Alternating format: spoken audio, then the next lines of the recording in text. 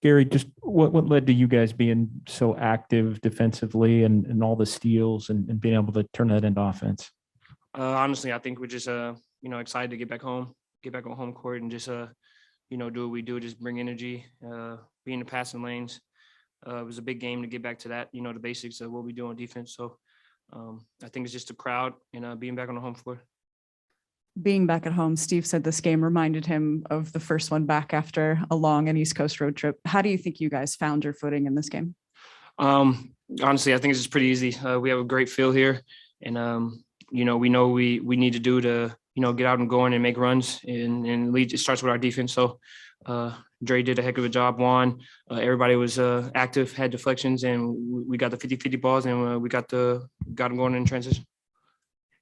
Gary Heald had hit that 3 late in the third that gave them a brief lead, and then you scored 5 in a row. You got a steal from him and capitalized. How key was that little sequence there? To take the lead into the fourth. Yeah, I wish I could have got to that 3. Fell asleep, but like I just said, getting deflections.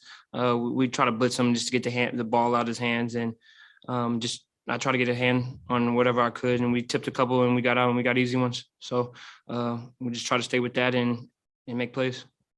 Steve says you play like a forward. Have you ever had a coach who kind of lets you play in the dunker spot and just has a forward as much as you do here? Absolutely. A couple of years in the G, I've had to play 1 through 5. So I'm pretty comfortable down there. I wish I was about 6'7", so I can play there nightly. But I do what I can to help this team. I'm comfortable down there, so he knows that, and staff knows that, and they put me in great positions, and my teammates put me in great positions, to thrive down there. You ever play with a player like Iguodala and some of the stuff he does out there? Absolutely not.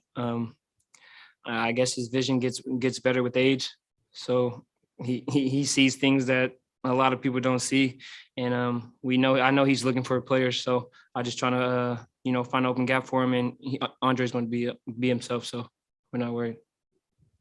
Gary, we always talk about how unique Draymond is. As someone who really is on the defensive end and studies that side of the ball a lot, what is it about him that makes him so unique? He does everything. He guards, he runs offense pretty well. He knows the game very well. IQ is very high. And when you have an IQ like that, the game opens up and it slows down tremendously, and you can literally pick people apart. And I think that's what he does. You and him kind of bring similar energy to the game usually. How important is it, especially in a game like this where, things start off a little sluggish, to get that energy out there and get the team following you guys? That starts with him.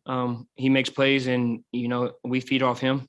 Like I said, Juan and everybody was in the passing lanes, getting deflections and steals and running out. And it all starts with Draymond, being aggressive on defensive end and getting out and making plays. So when he does that, I just try to follow his lead and do the same. Gary, what kind of a mentor is Eric Hausen to maybe not just Draymond Jr., but just the example he sets behind the scenes for all of you? Oh, he's our glue. He makes sure everything's get done, set up, whatever we need. I don't think he gets enough credit. He's behind the scenes, but he literally is the glue for the Golden State Warriors. And then Lil Dre DJ, tonight he was amazing, helping out every way he can. Made some couple big plays in the second half. So shout out to DJ.